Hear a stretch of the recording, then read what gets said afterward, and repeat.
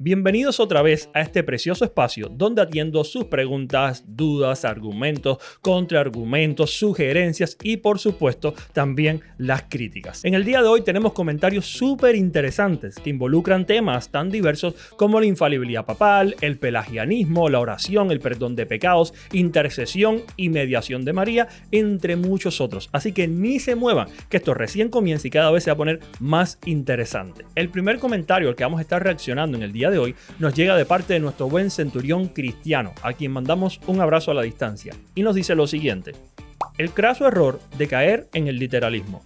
Cuando Jesús le entrega las llaves a Pedro y le dice lo que ates y desates, ¿a qué se refiere?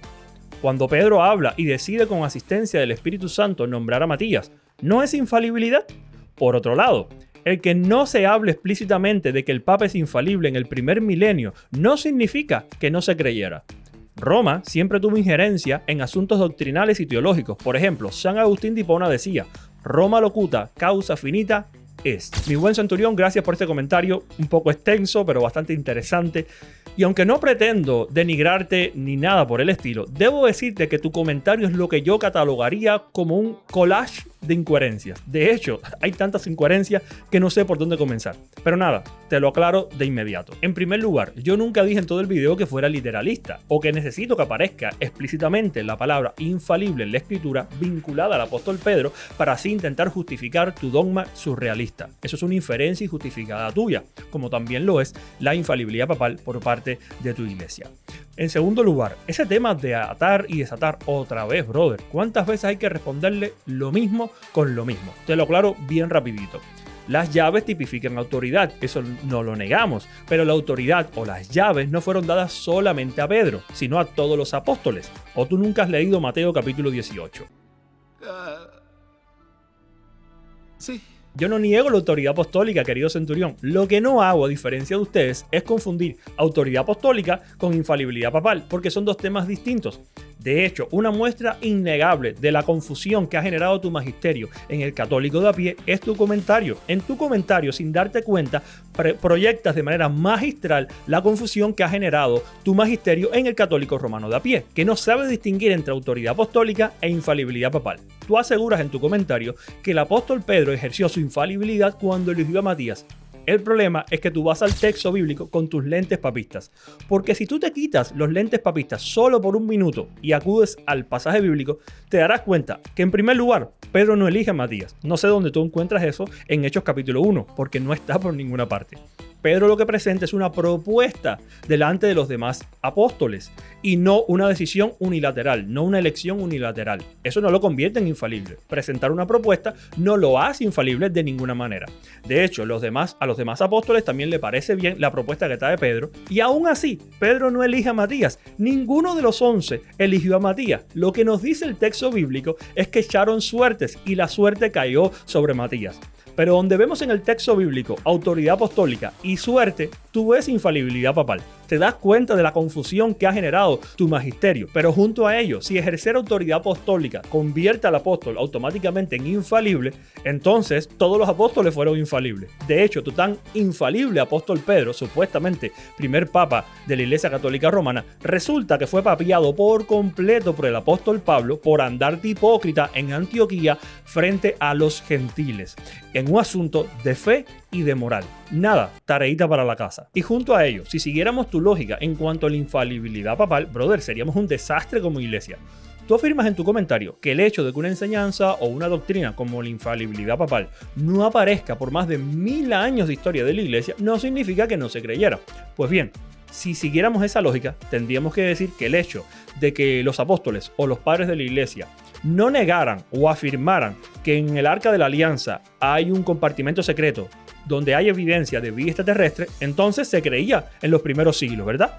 Bajo esa misma lógica también pudiéramos decir que si hoy en día aparece el cura Toro diciendo que vio en una visión que los domingos, mientras el Papa habla en el Vaticano, aparecen ángeles cabalgando sobre unicornios invisibles, entonces como nadie en más de 2000 años de historia ha negado esa enseñanza, es tradición apostólica.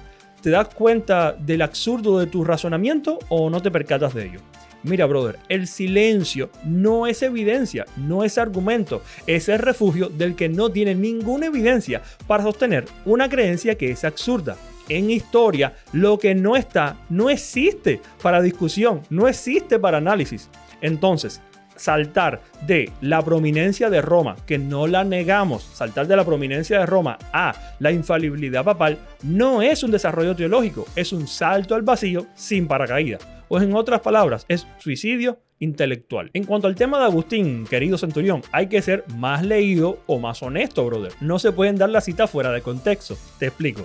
Cuando Agustín dice que la causa ha terminado, no lo dice porque él tenga en mente la infalibilidad papal o que Roma tiene la última palabra y lo que diga Roma todo el mundo tiene que obedecerlo. No, se da en un contexto. No puedes sacar la cita de contexto porque engañas a las personas. Mira, cuando Agustín da esa cita o dice esa cita, se da en el contexto de que previamente se habían celebrado 2 concilios africanos. En esos 2 concilios africanos se había condenado el pelagianismo. Lo que hace Roma y el Papa posteriormente es ratificar la condena que ya se habían dado en esos 2 concilios africanos. Entonces, cuando Agustín presencia que tanto Oriente como Occidente han condenado el pelagianismo, Agustín dice, la causa está finita, no hay nada más que discutir, porque el cristianismo está de acuerdo.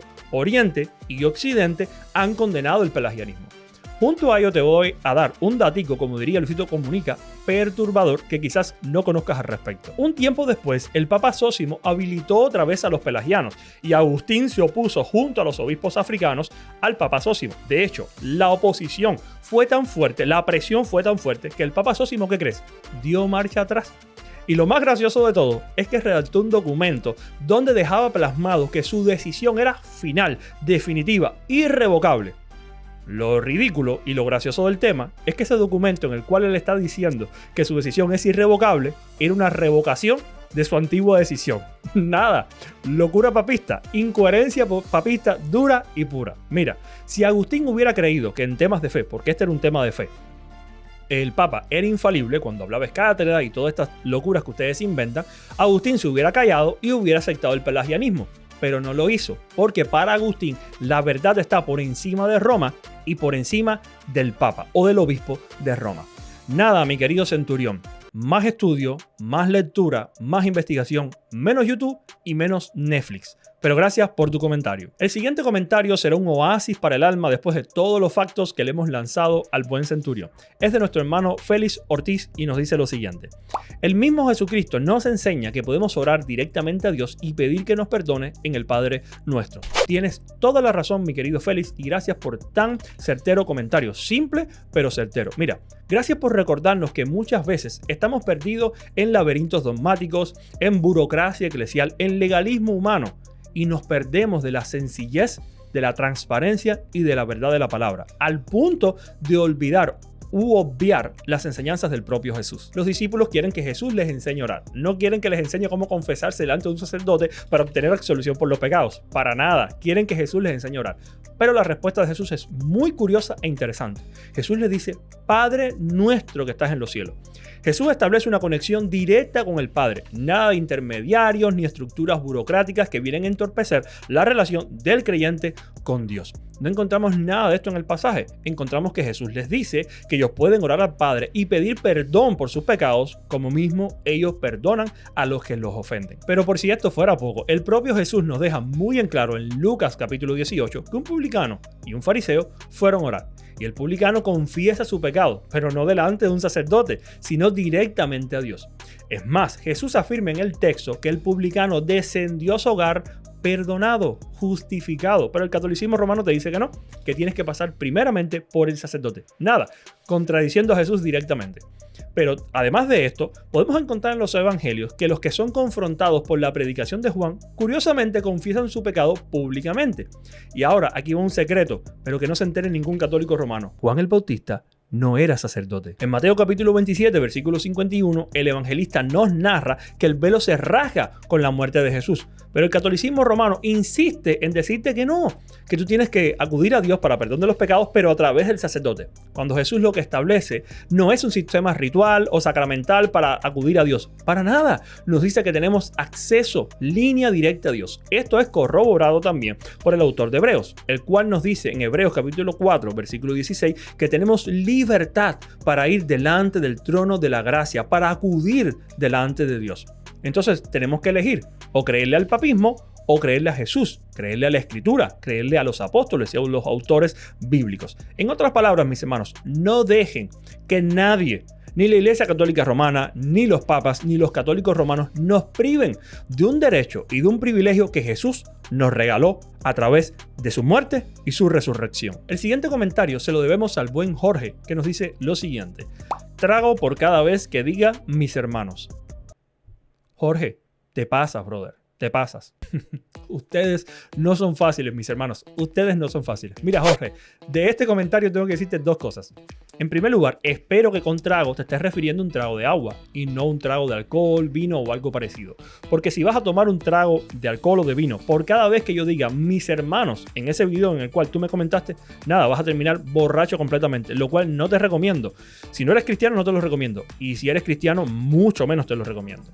Ahora bien, lo segundo que tengo que decirte es que tienes toda la razón. De hecho, te voy a comentar algo. Las personas que viven conmigo y que me escuchan diariamente saben que yo no tengo muletillas. No las tengo realmente. Pero a partir de tu comentario, a raíz de tu comentario, me di la tarea de escuchar algunos de mis videos y me di cuenta de algo. Es cierto, repito mucho esta frase, mis hermanos. Al parecer, mi querido Jorge, el subconsciente me está jugando una mala pasada. Mira, yo no estoy acostumbrado a hablar a la cámara. Por mucho que parezca que cuando yo hago directos y hablo 3 o 4 horas a la cámara, estoy acostumbrado. Lo cierto es que no. Yo estoy acostumbrado a predicar y a interactuar con personas, a dar clases con personas y charlar con ellos. Por lo tanto, es muy probable que mi subconsciente me esté jugando una mala pasada. Porque en el día a día yo no digo casi esa frase. Pero cuando enciendo la cámara y voy a dar un directo, resulta que me di cuenta que las repito mucho y es muy probable que mi subconsciente, como decía, me esté jugando una mala pasada. Y como le estoy hablando a una cámara por 2 o 3 horas, mi subconsciente me esté recordando a quienes les estoy dirigiendo el mensaje que estoy lanzando. No es justificación, pero sí es probable que me esté sucediendo por esto. Pero nada, gracias Jorge, porque un chiste, una broma siempre viene bien. Después de tanta densidad teológica, siempre es bueno reír. Y el que no sabe reír de sí mismo, en realidad no tiene un buen sentido del humor. Así que muchas gracias Jorge por hacerme reír en este momento. El último comentario al que voy a dar respuesta en el día de hoy se lo debemos a nuestro buen Miguel Hernández, que nos dice lo siguiente: los católicos no decimos que es mediadora. Aquí está haciendo referencia a María, ¿ok? Doy contexto. Los católicos no decimos que es mediadora, es intercesora.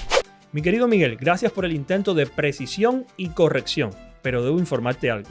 No podrías estar más, pero más equivocado. Al parecer, te has perdido de toda una documentación en los últimos años de tu iglesia. Porque por darte 2 simples ejemplos, que te pudieras dar varios, en Lumen Gentium, número 62, tu magisterio afirma que María es mediadora. Es más, en un documento de hace muy poco, Mater Populi Fideli, tu magisterio vuelve a hablar de la mediación de María. Así que yo no sé de dónde te sacas que los católicos romanos no creen que María es mediadora, sino que solamente es intercesora. Así que mi querido Miguel, yo espero que rectifiques esto de manera inmediata, porque si no te has percatado de ello, estás en contra de tu propia iglesia y de tu propio magisterio. Pero mira, te entiendo perfectamente. ¿Sabes por qué? Porque lo que ha hecho tu magisterio durante mucho tiempo es escribir con una mano y luego borrar con la otra. Y eso genera mucha confusión en el fiel, en el católico romano, que hoy el magisterio le dice una cosa y mañana la cambia. Que hoy afirma una cosa y mañana lo cambia por completo. Se niega a sí mismo. Entonces, entiendo perfectamente la confusión que puedes tener tú o pueden tener otros católicos romanos con documentos, por ejemplo, como Mater Populi Fideli, que los confunde por completo, porque por fin María es mediadora o no lo es corredentora o no lo es reina del cielo o no lo es, en fin. Le han añadido tantos títulos a María y han generado tanta confusión alrededor de una imagen distorsionada de María, de la mujer del primer siglo que era piadosa, que es entendible que tú tengas este nivel de confusión, porque créeme, lo compartes con muchísimos católicos romanos. Pero nada, yo te recomendaría que leyeras un poquito más los documentos oficiales de tu propia iglesia, investigues un poquito más acerca de los dogmas, enseñanzas y doctrinas de tu propia iglesia y luego nos sigues comentando, ¿ok? Pero gracias por este interesante y divertido comentario. ¡Ey! Un momento. ¿Qué estás haciendo? ¿Tú pensabas irte de este video sin dejarme un comentario? No, aprovecha la oportunidad, brother. Déjame tu duda, tu pregunta. Es más, déjame un argumento o contraargumento. Déjame un argumento que tú consideres que es difícil de refutar o que es difícil de explicar un texto bíblico. Déjamelo saber en los comentarios. Hazme la pregunta que tú quieras. Si crees que hay algo complicado para explicar de parte de los protestantes o evangélicos o demás, déjamelo saber en los comentarios y con gusto voy a estar respondiendo a tu crítica, tu argumento, tu contraargumento, tu pregunta o tu duda. Eso sí, te aclaro, yo no soy una biblioteca andante, ni mucho menos, y es muy probable que en algún momento me dejes un comentario o me dejes un argumento que yo no sea capaz de responder. Pero te prometo algo, si eso sucede, no lo voy a evadir, no lo voy a ignorar, voy a ser honesto contigo y te voy a decir, mira, este argumento o esta pregunta no lo puedo responder en este momento, pero prometo que voy a investigar y más adelante voy a estar dando respuesta a la pregunta o al argumento de este usuario. Así que no te quedes fuera, únete a esta comunidad y déjame saber en los comentarios tu opinión al respecto. Si quieres de los temas que he tratado, las preguntas que he respondido o los argumentos que he respondido en el día de hoy. No te quedes fuera, brother. Únete a esta interesante comunidad y déjame tus comentarios, tus preguntas, tus dudas y tus argumentos aquí en la caja de comentarios. Y nada, nos vemos la semana que viene en otra nueva sección de Respondiendo a Suscriptores y Detractores. Dios los bendiga, tengan una excelente semana. Chaito.